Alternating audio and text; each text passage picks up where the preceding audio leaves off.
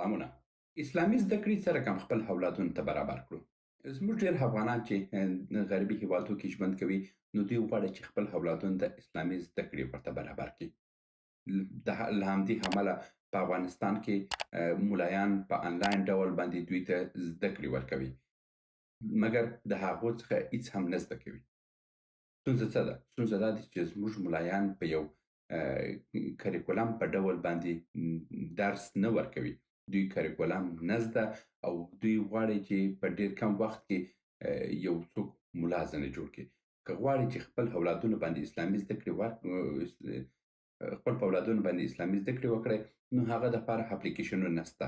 هماغه اسلامي اپلیکیشنونه چې که یوټیوب کې یاست، لاندې ډسکرپشن ته ولاړ شئ، او که تاسو اوس په ټیک ټاک کې یاست، کلیوال پښتو یوټیوب ته ولاړ شئ، هلته دغه ویډیو پیدا کړئ، ډسکرپشن کې وګورئ، نو هلته مې د اسلامي زده کړو دپاره تاسو ته څو اپلیکیشنونه ایښي دي.